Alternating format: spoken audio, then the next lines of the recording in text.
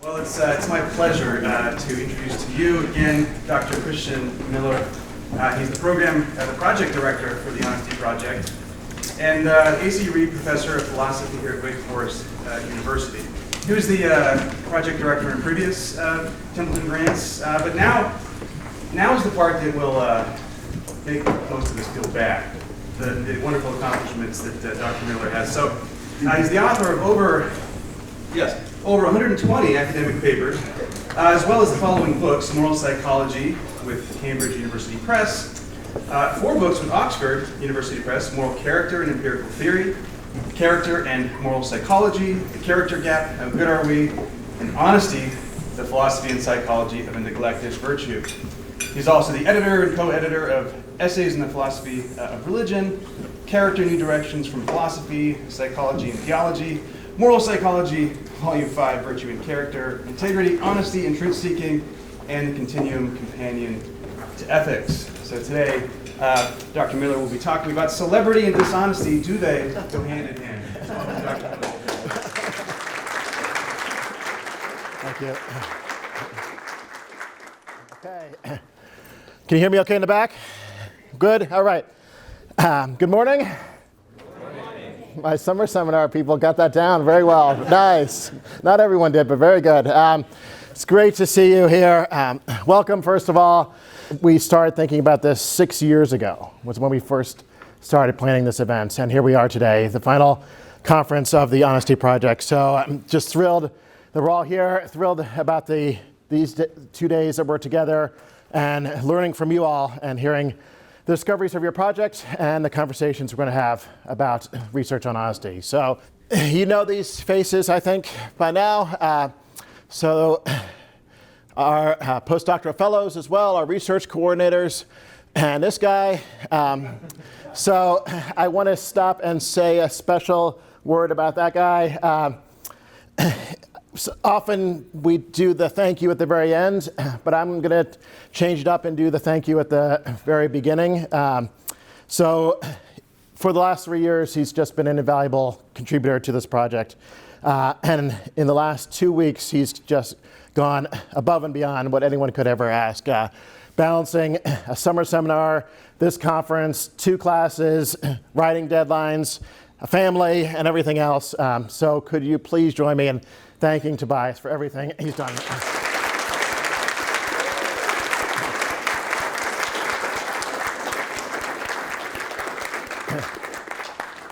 All right. So just to remind you about our vision for this project, we were animated by 5 big questions. Just to go through them real quickly again: the definition and value of honesty, what are the behavioral and motivational requirements for being honest or exceptionally so, to what extent are people honest, how does this vary by culture, what contextual and internal factors encourage honesty and shape its development in individuals, groups, organizations, and institutions, what are the consequences of honesty and dishonesty for relationships, groups, organizations, and institutions, and under what conditions is dishonesty justified, if any, what factors lead people to be receptive to or offended by honesty. We noticed at the time when we were conceiving of this project that there had been very little work done, especially in philosophy, but in other fields as well, on these important questions. And so we were trying to change that, do what we could to change that and get a lot more attention devoted to these questions. And I think we've succeeded in doing that, but it wouldn't have been possible without tremendous support from Templeton. So where's Rich? Yeah, all the way in the back, hiding in the back. Okay. Now we need another round of applause. So this would never have been possible without extremely generous support from the Templeton Foundation. So please join me in thanking them.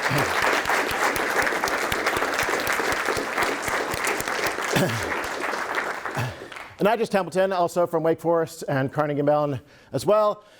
So thank you to all the supporters over the years. Well, where are we now? That's a little bit about where we started. Where are we now? Well, we're at the end. So in a few weeks, we'll be wrapping up our grant and be done.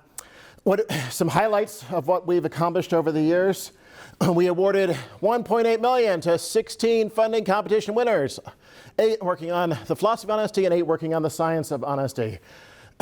We did a ton of work of our own here at Wake Forest and at Carnegie Mellon.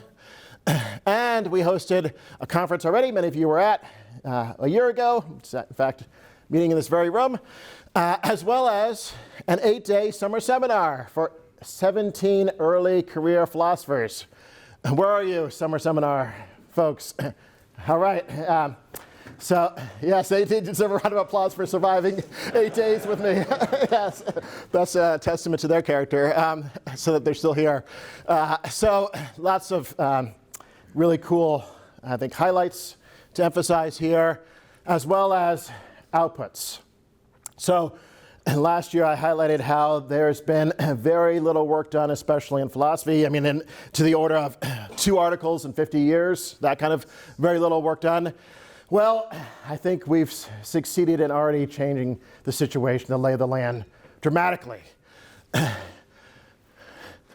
Together, between Wake Forest, Carnegie Mellon, and our winners, we produced a total of 111 manuscripts. That's a lot more than 2.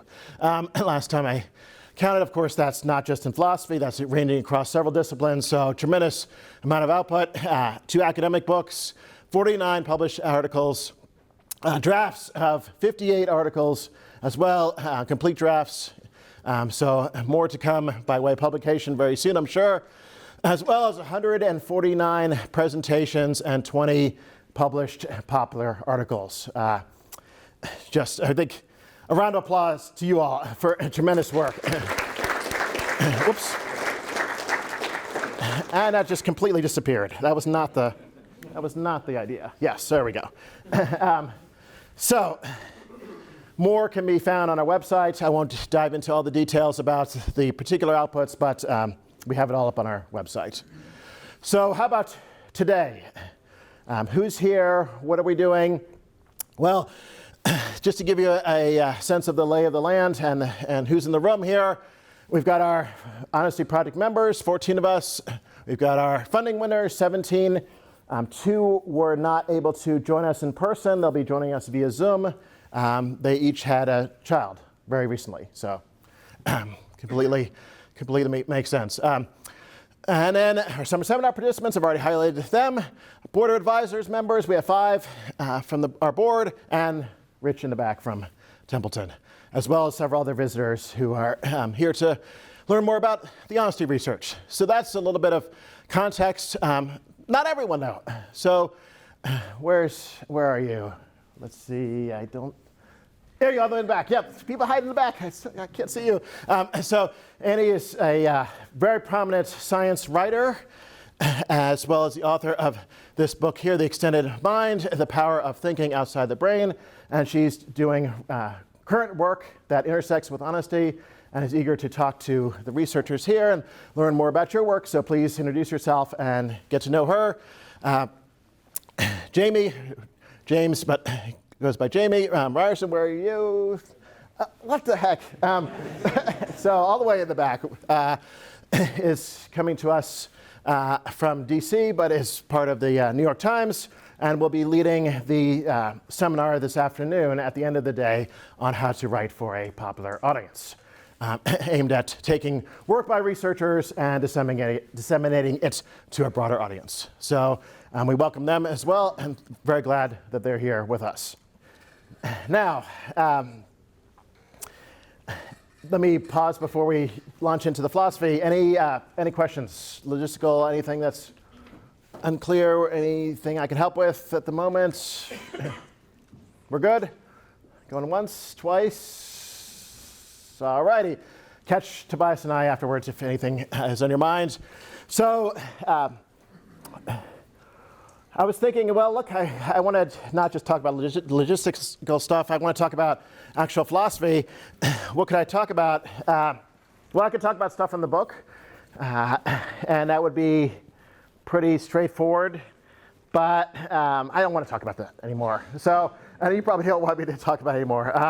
Especially the summer seminar people who have endured 8 days of me talking about it are probably completely sick of it. So what I'm going to do instead is try out some new material, as in like very new, as in a couple weeks ago I worked this out. So it's very preliminary, not published, and I'm just eager to get feedback about what do you think of this. So this is for a volume on the philosophy of fame and celebrity, and so I thought let's see how that might connect up with honesty and dishonesty. And so this is a quick overview of that material. I'll try to keep it to about half an hour to save some time for Q&A, and I'll may not succeed, but I'll try my best. So do they go hand in hand? My initial suspicion is yes, and I want to unpack that. So seems to me there appears to be some relationship between celebrity and dishonesty, and I want to explore aspects of what that relationship might involve or be. So here's some tentative hypotheses I'm going to advance. After I clarify a little bit about what we're talking about with celebrity, I don't think I need to do a lot of examples. I think we've got them clearly in mind, except I need your help with the last one. Or maybe your like family or kids or something like that could help out. Tobias, I know, is a TikTok celebrity, but I don't know too many others in my life. No, I'm just joking. But they manifest in all kinds of ways, in all kinds of contexts, and it's pretty easy to pick out examples of them. What about if we try to actually characterize celebrity, the phenomena, or the concepts? Well, I think we could spend a lot of time doing that. I'm not going to do that. I'm just going to adopt a definition that's out there in the literature by Archer and Robb. Someone whose life is subject to high levels of public attention in ways that go beyond their specific talents, expertise, or professional role. I think we could, quibble with that or try to counterexample it or whatever, but I'm not going to engage in that enterprise here. It's good enough for my purposes. Note that it does not have to be the case that a celebrity is responsible for any great accomplishments in their past, which account for their celebrity status. There you go, right? So there's a nice illustration of that point. Huge celebrities, but I don't know about great accomplishments in the past. So with that kind of preliminary characterization of the phenomena, I was interested in, well, what's the relationship between celebrity and if you think fame and celebrity are the same thing, you can just interchange them. If you think, no, they're conceptually distinct, that's be interesting to talk about. But if you prefer to use the word fame, just swap it out. Well, here's a speculation. In general, there appears to be a correlation between celebrity status and dishonest behavior compared to those who are not as well known. Celebrities seem on average to act more dishonestly. The correlation's used in a very loose sense. I know I'm with the audience here. I don't mean anything specific by that. And this is just an empirical conjecture. There's no, as far as I know, data that I would let me know though, feel confident in citing at this point to support this. It's an empirical claim, but it's just a conjecture. What about causation? So this is just correlation. What about causation? Here's another conjecture. It seems to me celebrity tends to foster greater dishonest behavior. Might be wrong about that. It also could be that the causation goes in the other direction. Dishonest behavior tends to foster greater celebrity. Not obviously not in all cases, so this has to be treated more carefully. But I think there are some examples, like him, where it seems like his dishonest behavior definitely elevated his celebrity status. And so I wonder if the causation runs in both directions, that celebrity and dishonest behavior tend to foster each other. For today's purposes, can't do too much, so I'm only going to focus on C2. Celebrity tends to foster greater dishonest behavior, and unpack some reasons why I think that might be the case, and some subtle ways in which celebrities might have to deal with opportunities to be dishonest. So that's the two parts of the talk that still are to come. So why might this be the case? Now again, I don't even know if it is the case, right? I'm just empirically conjecturing here. But if we just say hypothetically, conditionally, assume that's true, why might it be true? What might be some causal explanations for that relationship, provided it actually exists? Well, I get to be a philosopher and just kind of armchair speculate about this, and then empirical folks can tell me, if it has any traction or not. But here's the armchair speculation. I'm going to give 4 reasons, each of which seems to me to have some plausibility to it. None of which are. I'm not going to get rid of any of them. I think it's overdetermined, perhaps. But here's the first one. Seems that many people report celebrity is insatiable. Many who get a taste of celebrity aren't satisfied with just that taste. They want more of it. So here's a quote from Robin Williams. I think celebrity is a drug. And now with tweeting and Facebook, it is like cyber crack. An anonymous celebrity said something similar. I've been addicted to almost every substance known to man at one point or another, and the most addicting of them all is fame, which I'll just treat as equivalent to celebrity. So it could be that, if that's right, that you just instrumentalize dishonest actions. Dishonest actions are perceived to be, in some cases, a means to increase one's celebrity status, to get greater celebrity and attention. So that's one potential explanation, or a partial explanation, for why there's this link between dishonesty and celebrity. Here's another one. Celebrity is worth protecting. So it's not increasing the amount of celebrity, it's holding on to the celebrity status I already have. No, not me, but the celebrity.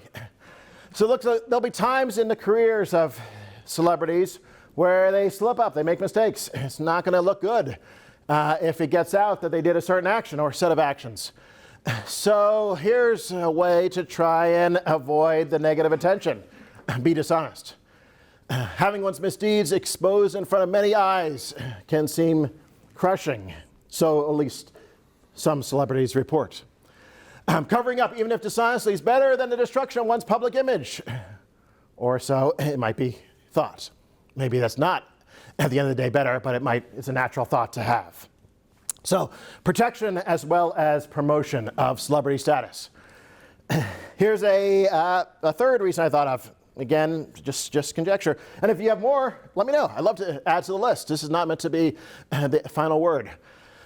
Okay, as you all expected, I'm quoting from Bieber. You knew there would be a Bieber quote in the first talk of the Honesty Project conference. No, this is probably the last thing you'd expect me to be doing, but here it is anyway. We've got the Kardashians and we've got Bieber right off the bat. So we're off to a good or a bad start, I guess, depending on how you think about that. But this is, I think, a quite interesting quote by the philosopher Bieber. Everyone did everything for me, so I never even learned the fundamentals of responsibility. So by this point, I was 18 with no skills in the real world, with millions of dollars and access to whatever I wanted. This is a very scary concept for anyone. Some self-awareness there. And so what's the implication here? Look, it seems like celebrities can be seduced by this widespread adoration and adulated into thinking that they're going to be admired no matter what they do, whether that's something honest or dishonest. The admiration will persist. So guilt associated with dishonest actions, for example, will not be very strong. In more extreme cases, I don't want to say this is the common case, but in more extreme cases, might even encourage the thought that moral rules do not apply, or at least to apply in the same way or to the same degree as they do to the rest of us. So a third reason. And then the last one. Facilitating greater opportunity. So this is a bit more of a kind of situational reason. Being a celebrity often puts one in an environment, or you put yourself in an environment which facilitates greater opportunities for being dishonest. That's just what that says.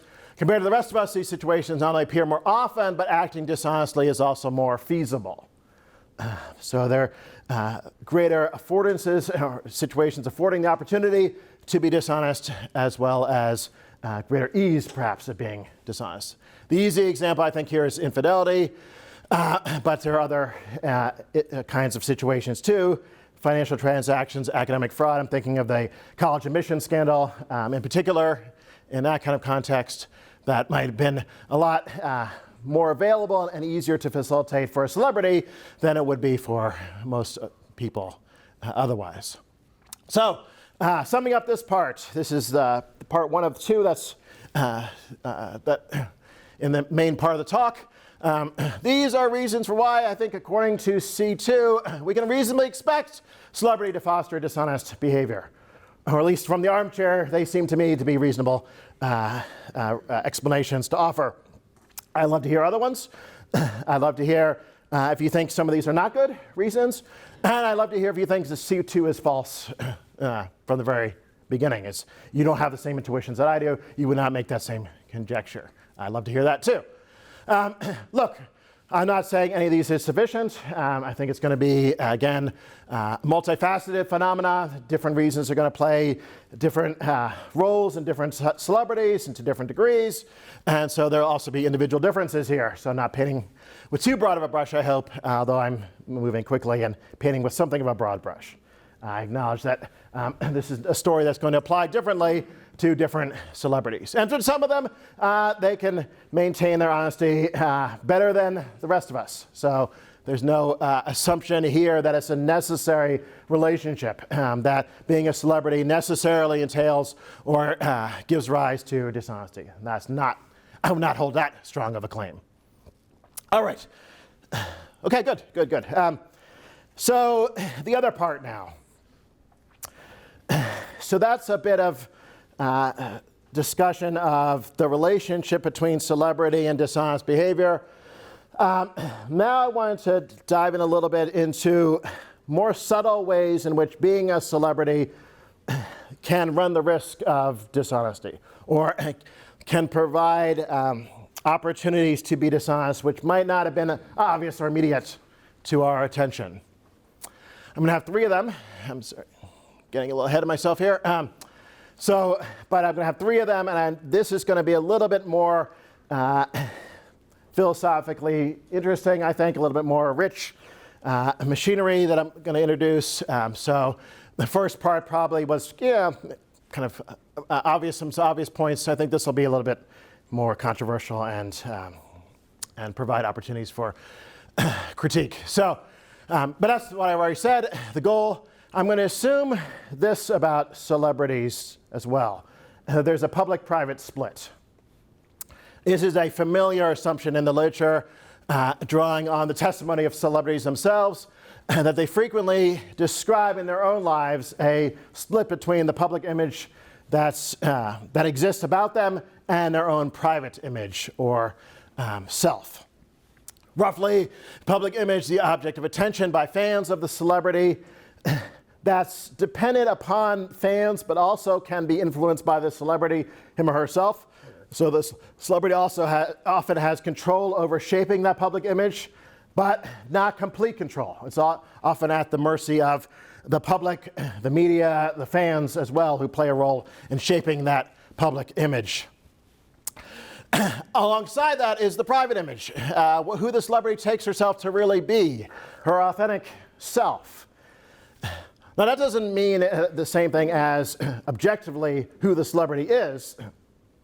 It's who the celebrity takes herself to be, and there could be a disconnect between that, who she takes herself to be and who she really is. I'm not going to get into who she really is. I'm going to leave that aside. It's just who she takes herself to be in private.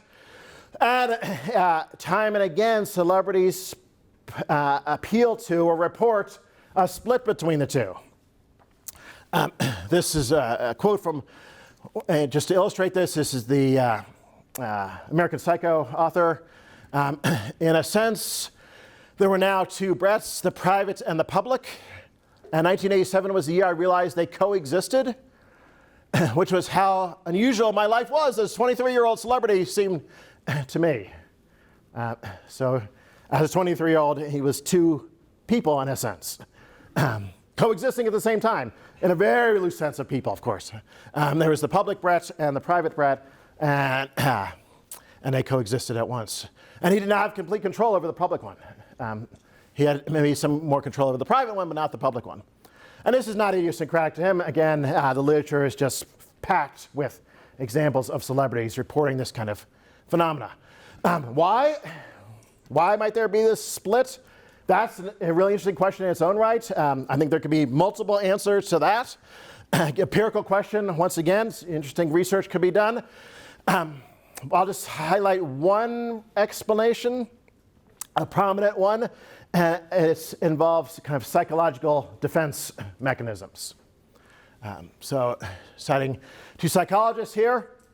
Had to get psychologists in here somehow. So here we go. The celebrity copes with intense public scrutiny through character splitting. It allows the famous person to hold his or her more personal true self, or at least what she takes to be her true self, in abeyance, sequestered from all but a trusted inner circle of confidence. The only way I think you can really handle it is to say, that's not really me. It's this working part of me, or the celebrity part of me. That's the public image side. So I am a toy in a shop window. But I'm going through this process, or I'm experiencing the split as a kind of defense mechanism to protect who I take myself to really be. Again, maybe not the only or best explanation, but it's certainly a prominent one.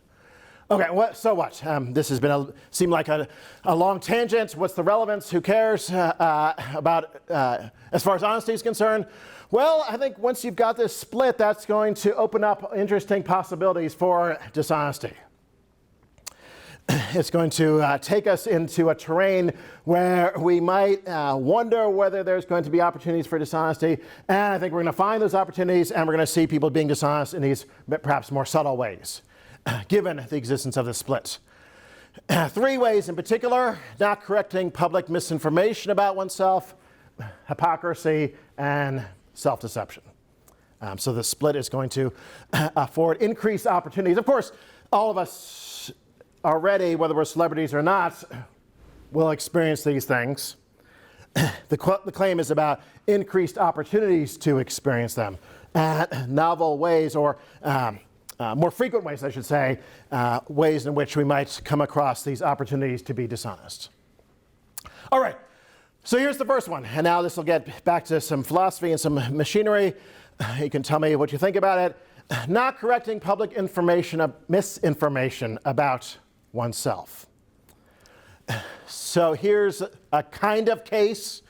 I'm going to ask you for your intuitions in just a second, and then I'll tell you what my intuition is. So suppose some misinformation starts to spread about a celebrity in a way that enhances her status even more. She had nothing to do with creating this misinformation, but now she's aware of it and how much uptake it is getting. She doesn't see much chance of anyone ever finding out the truth. I should also have added, she has the opportunity to say something about it, to speak up about it and correct it. She has a means available through social media or otherwise to address the situation, but she lets it slide. Okay, got the case? Dishonest, or at least a failure of honesty? Let's put it that way. How many people think in that kind of case that's a failure of honesty? How many people think it's not a failure of honesty? Okay. The vast majority, that was about a 90-10 split from I could see in the room, went with my intuition there. I think that is a kind of case. Maybe we need to enrich it with some more details. It's often a familiar complaint about philosophy examples. They're too abstract. Maybe we need to enrich more details. But I think we can do it in such a way as to get from me and many other people the intuition that this is a failure of honesty. How might we account for that in thinking about what honesty is and in our theory of honesty and of honest behavior in particular, since this is not a claim about honesty of the trait, this is a claim about honesty of the behavior and dishonesty of the behavior.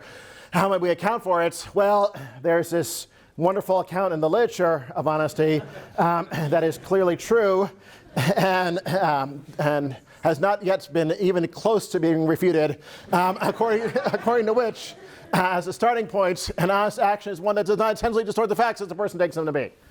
This is the point where my summer seminar folks walk out of the room because they're so tired of hearing this, but that's my starting point as to how I think about honest actions. But it doesn't get you that case, turning out to be a failure of honesty. And so something needs to be done. Some tweaking needs to be done, modification needs to be done. Some people think, Well, okay, that's just because in general, if you're an honest person, you need to prevent misinformation across the board. And so this is just an instance of a more general phenomena whereby honest people, whether it pertains to them or not, have the expectation built into their honesty, or their honesty is such that it will lead them to correct misinformation wherever they happen to find it. Something like that. Or actively tries to prevent what the person takes to be such distortions in the lives of others. I don't want to go there. Maybe you can convince me I should, but I don't want to. Sungwoo, who's written on this, doesn't want to either. Just seems to, if we go that route, that's just extremely demanding. The expectations that are placed on an honest person to correct misinformation wherever they happen to find it, whether it pertains to them or not. So, overhearing a conversation at breakfast or something like that about some, misinformation about football or whatever. You fail to correct it. You're failing to be honest. Too demanding for me. Something like this, I think, is better. It's more in the ballpark of what I would think of as a good modification. So, same part again. Actively tries to correct what the person takes to be such distortions by others, not full stop, but when she discovers them and they are about her in some significant and public way. Now, this doesn't, I don't think, quite work yet either, but it's better. It seems to me it's narrower in scope, and it's about misinformation about that person. Does it have to be significant? Does it have to be public? I think we could, work on that some more and challenge that. But it seems to me that's an improvement. I still worry about this, and so this again is just work in progress. Love to hear some help on this one. Is this still too demanding? Is it still the case? So look, even if it's just misinformation about myself, do I expect me to have to correct it whenever I come across it in order to be an honest person? It places a demand on me that seems significant and burdens me because of the mistakes of others. I'm burdened with having to do that in order to be honest. That might seem to be overly burdensome. So I'm not completely settled on this, and I'd love to hear your thoughts. But what's the upshot of this? The upshot is, whether you like my account or not, if you have the intuition that the celebrity would fail to be honest by not correcting misinformation about herself, then one, you need to think about how that's going to fit into your account of honesty, and two, that's an opportunity for failure of honesty that celebrities are going to have all the time. Just go to social media. Celebrity logs into social media for 10 minutes and is going to find, or could easily find, dozens and dozens of instances of this misinformation being spread around on social media about her. And if she doesn't correct it, does that thereby mean that she's failing to be honest? If so, then there's all kinds of opportunities to fail to be honest that come with celebrity to a greater degree than you and I. When we go on social media, we don't see a lot of, misinformation being spread about us. I don't know, maybe not about me because no one cares. So that's the first phenomena. Okay. I promise the remaining two are quicker, and I think I'll still have time for Q&A. The second one is hypocrisy. I have two people whose research is on hypocrisy in this room, so I'm a little squeamish about making some of these claims, but they can tell me afterwards if I'm wrong. So I would suspect that, again, armchair speculation, increased celebrity plus the public-private split can foster increased hypocrisy. And hypocrisy, I think I feel pretty comfortable at saying, is dishonest. So it's the first claim, that's the key one. Here's just a really simple-minded case. Being publicly vocal in favor of vegetarianism, but being caught regularly visiting Burger King. Being publicly very vocally opposed to certain sexual behavior, but then being caught engaging in that very sexual behavior will be another one.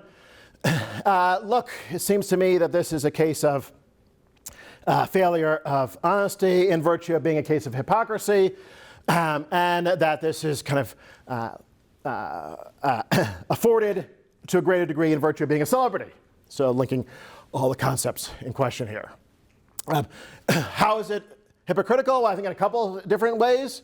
The person has fostered widely, as a celebrity, widely fostered certain expectations about that person's behavior and ended up distorting those expectations. So distorting, in my language, distorting the facts as the person sees them. And then also intentionally distorted the facts about the depth of his own commitment to a huge audience.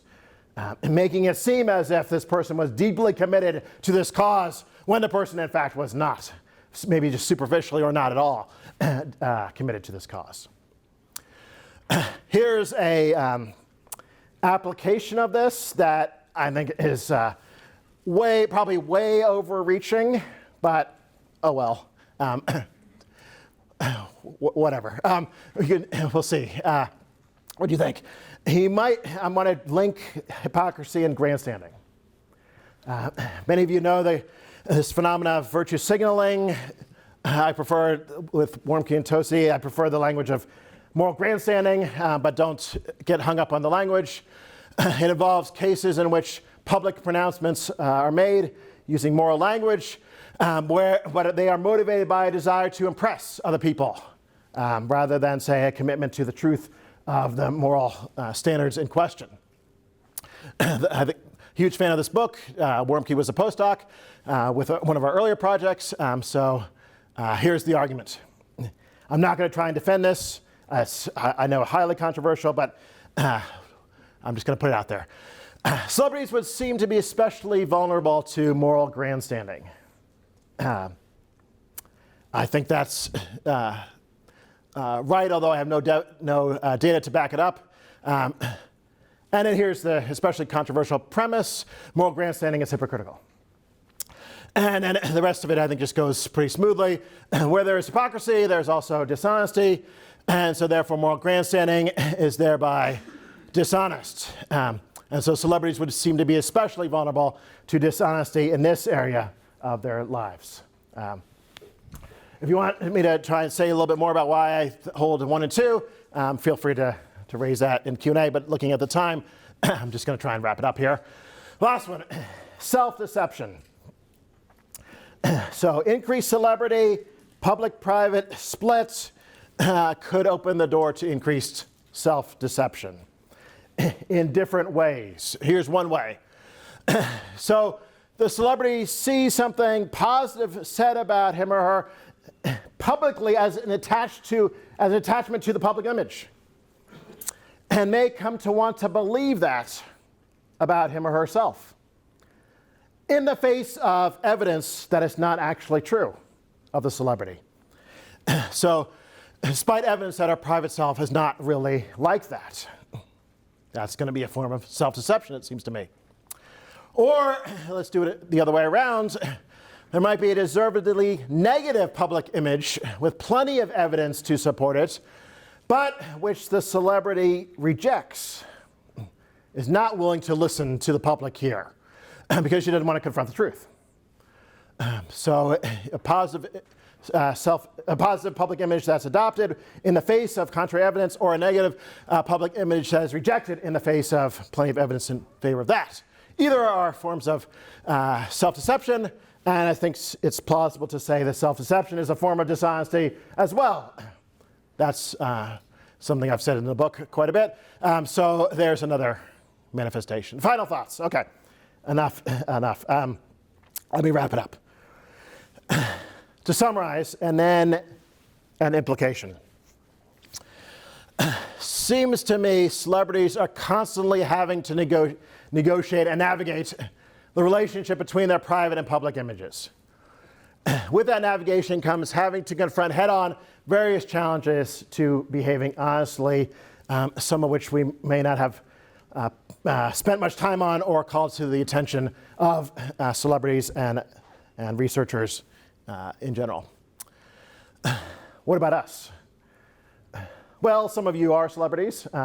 Again, Tobias and TikTok. I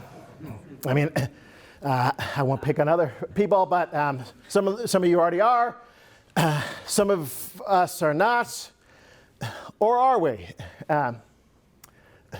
Is it dichotomous? You might think it's not. You might think it just comes in degrees, and to some extent or other, all of us are celebrities. Variation here, of course, maybe to some minor extent. We want to say that. Sorry. But maybe to some extent, each and every one of us in this room is a celebrity. If that's right, then it's not just an exercise in thinking about them and what they're like and the challenges they face. It can also have implications for us, too. Maybe we experience motivation to increase our degree of celebrity and motivation to protect what current level of celebrity we have. I imagine that we've all experienced the public-private split to some degree. Not just them, but us as well. How do we negotiate that public-private split?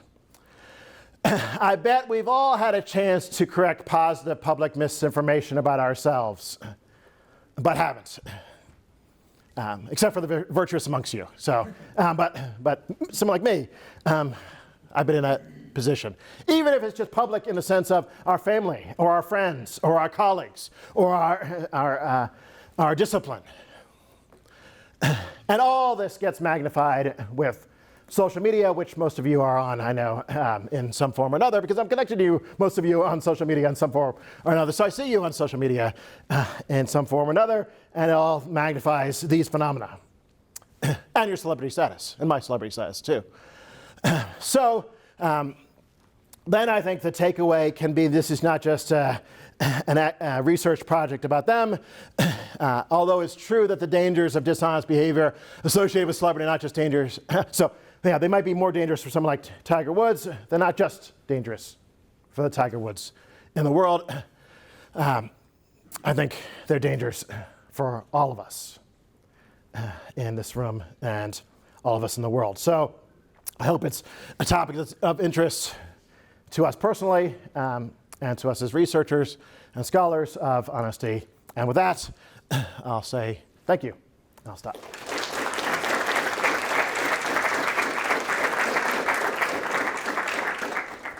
Okay, so I'll run the Q&A. We're already raising hands. We probably won't do too many follow-ups because of time, but if it's burning and you have to follow up, one finger here. So start with you, Rhonda. Really enjoyed your talk, Kristen. So I just have two small questions. So in the first part of your talk, we talked about the reasons why there might be this relationship between honest and dishonesty.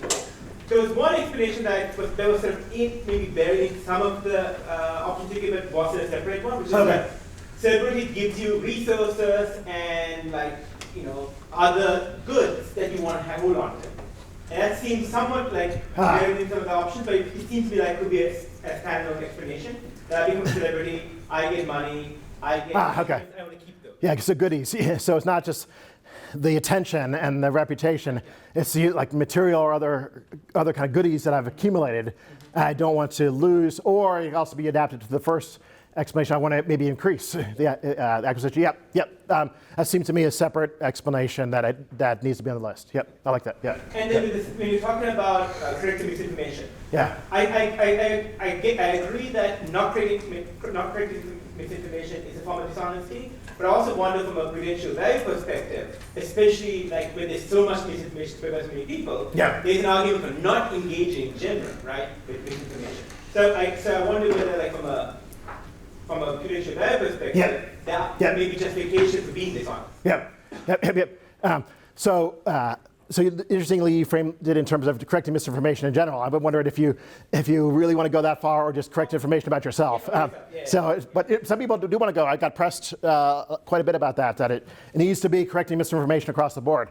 I don't want to either. So there might be prudential reasons to not do that, and I think that's exactly right. There will often be prudential reasons to not go down this path because it's so time consuming and it can be to distract you from other pursuits, and it also could have kind of emotional consequences too. It's just like damaging to hear all this misinformation that's out there about me. Taylor Swift has said that. Oh, we got Taylor Swift in there. Good. She said that multiple times that she finds it damaging to look at all this misinformation about her. So I grant all that. So there's an all things considered question, and then there's still the moral honesty question. So maybe all things considered, when we weigh up the prudential reasons and the moral reasons, the prudential reasons outweigh, and so all things considered, it's permissible to not actively correct this information. Separate question, would in thereby one still be dishonest? And it looks like that's going to follow on the account I propose, the modified account, the third one on the bottom. But that's okay for me because there are all kinds of other situations in which something might be dishonest. Sorry, apologies to him because we've thought about this for a while, in which some things can be dishonest, but not all things considered wrong. Like not see the door cases. So yeah, good, very good. Thanks. So I can think of two ways that celebrity might cause dishonesty, even if celebrities aren't like actually disposed to be any more dishonest than any of us. That may be worth, and you kind of came close by them, but I think they're worth explicitly. Yeah. So this is more to the list, adding to the list of the ones I have. I guess clarifying. Or right?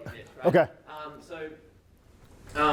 People are always annoyed. Why do politicians use such vague, vapid platitudes, right? And it's because, well, look at what happens when they're specific and speak straight, right? They get penalized. People get really mad at them, and so they kind of go, say this, oh, that didn't work. I'll say that, oh, people are mad, so they stick with kind of what's safe. And I imagine celebrities do a similar things, that they'll, try to be honest, and that maybe it's kind of really costly. So you talked about them foregoing the, not correcting the false things. They're framed as like foregoing a benefit, but I think it's more accurate to think of it as avoiding a harm.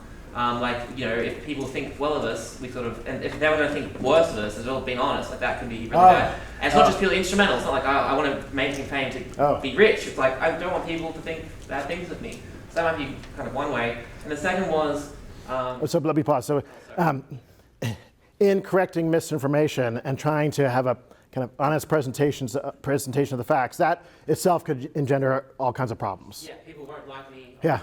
Okay. It's just inherently unpleasant. Okay, good. So that might be another reason, kind of this piggybacks on Aranda then, maybe a prudential reason or not, that could be debated, to also not go down that path of seeking out the misinformation and trying to correct it. Okay, I'll take the point, yep. On the Tiger Woods thing, I was talking about Manuel Vargas said, imagine like Tiger Woods wasn't any less disposed to be unfaithful than any of this, right?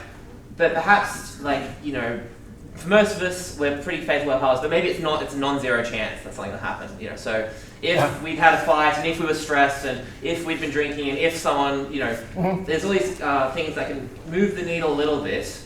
But if you're a celebrity, like those things are just happening way more often, right? So you talked about, opportunities for affordances. There's a sense in which, I'm dishonest, I would cheat, but I just haven't had the chance. But there's another sense in which I probably wouldn't, like most of us, but like if enough low probability things, there's enough dice rolls, then that's going to happen. Well, celebrities are just in those kind of high risk events really regularly, and so that sounds, we'd be similar.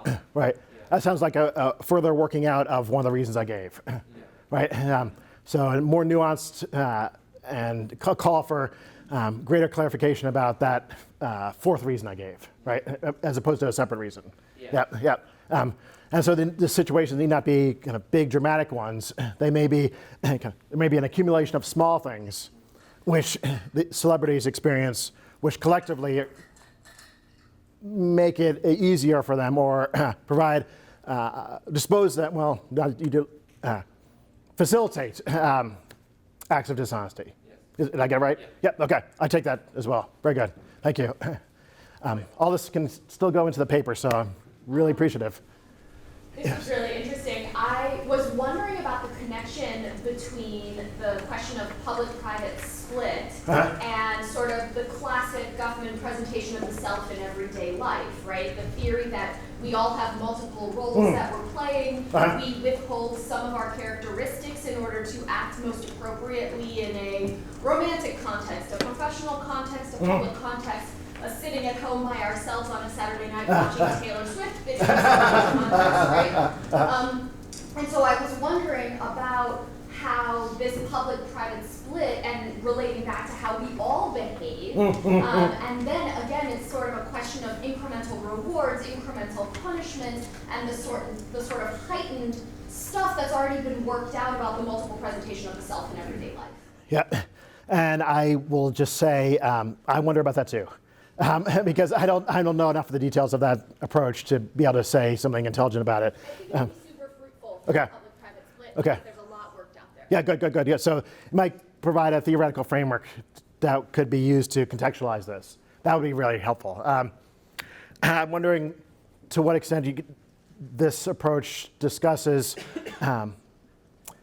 the public side being under the control of the agent as opposed to being partially under the control of third parties, Right. which is a big aspect of the split in the lives of celebrities. Yeah, and he talks a bit, and further work on that has talked about the difference between the presentation of the public self and then the reputational concerns of that, right? Okay. Because that moment where your reputation sort of is no longer the presentation that you're giving, but something sort of separated from it. And I think that is perhaps what's happening. Good. Yeah, good. That would be very helpful. Yeah. Thank you. Appreciate it. And I don't want to push any other sessions back, so I'll keep an eye on the time. Yes, okay. So, on your first point about allowing misleading impression of oneself to persist in the public, like suppose that Chris Evans, who plays Captain America in the Marvel movies, right? He's in the movie, and the CGI makes his pecs more bulbous. No one is deceived, really, because it's a fiction, right? But if he goes on Instagram and uses the pec bulbing, Photoshop manipulation. I don't know. Sorry. I know. Okay. But so when he promulgates a false image of himself over Instagram, him and his fiancée on the beach or whatever. Right? Okay. And the first, we don't think that's dishonest, and the second one, it kind of could be dishonest, right? Promulgating this false image. So what is the difference? You might think the difference is that when the audience consumes a Marvel movie, they're in the grip of a fantasy, they're in disbelief. Whereas when you're scrolling through, when you're consuming celebrity media, you're not in that situation. I don't think that's quite true. I think there are some savvy players of the celebrity game, some people who might buy the tabloids at the supermarket checkout. They're like, no, it's all BS. I know everyone is manipulating their image. I'm not fooled. I just like the fantasy and the storylines. So they consume the public image of a celebrity in much the same way that I might a fictional superhero. So I think what that shows is that we're not being dishonest simplicity. We're going to be dishonest towards some people in particular and others not. And a single action can be dishonest towards some people who naively consume the public image of a celebrity. And dishonest to, and honest, or at least not dishonest, to the savvy consumers of celebrity presentation. Okay. I like all that. Is that meant to be a challenge, or is that to be help? Because I hear that as help. And am I going to get into any pitfalls if I adopt that? The reason I'm interested in this question is I think it puts pressure on the idea that honesty as a character trait, honesty simplicity, is the fundamental unit of analysis. I'm more attracted to conceptions of virtue that attach to actions, where an individual act of honesty can be directed towards the individual. Good. Yeah. So to think about honesty about actions rather than. Good. So there might be some pitfalls for me in that direction. For this project here, I'm only focusing on action as well, so I think I'm okay, and I like a lot of what you said there. It would be a larger discussion to see what this might look like in the context of the book and the discussion of honesty, the virtue. I don't tend to be sensitive to different audiences in that book, and in the theory. I kind of just gloss it over, and that's a weakness. So I think that's a fair point to push me to modify what I say there about the virtue. Yeah, I like that. Thank you. Yeah. I really don't want to back the next speakers up, so maybe one more. Oh, thanks. Yeah. I like a lot of your analysis about the pressures for celebrity to be dishonest. I don't think I take issue with that. However, what I do take issue with is the fundamental premise that there may be more dishonesty. Now, Good, yeah. But I think there's an obvious confound here. Okay. That is that the fact that you're a celebrity means that you're subject to far more scrutiny than people who are not. Yeah.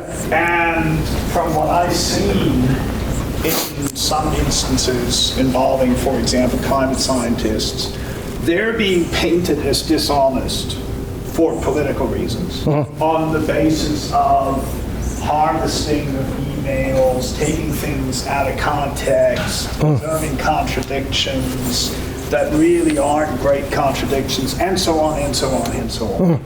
And so the counterclaim, I guess, I'm making is that anyone, whether it's celebrity or not, even the most honest person, if you put them under the microscope on social media, somebody trolls your emails, okay, which I'm convinced are completely honest and clean. Oh, absolutely. Yes. I will 100%. make you into a liar in an hour. Yeah. Give me an hour and you'll be a liar on social media.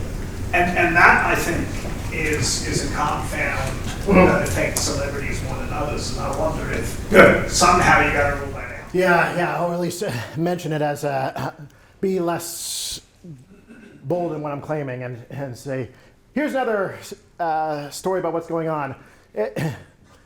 Although we tend to find more dishonesty in celebrities, that's just because they are subject to greater scrutiny. And if you submitted the rest of us to that same degree of scrutiny, you'd find the same degree of honesty, or honest and dishonest behavior. I need to front load that at the beginning and say that's another hypothesis that I can't rule out from the armchair. Yeah, I'm armchair speculating that doesn't seem to me to be as likely from my thinking about human nature.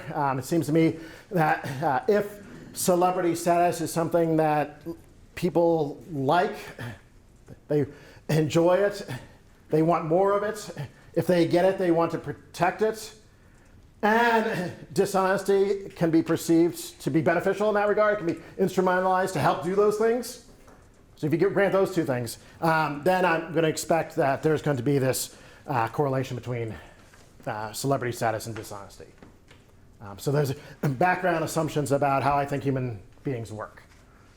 But you're very helpfully pointing out another approach. So I will incorporate that. Thank you. Apologies to those of you who didn't get to. Let's thank Dr. Miller.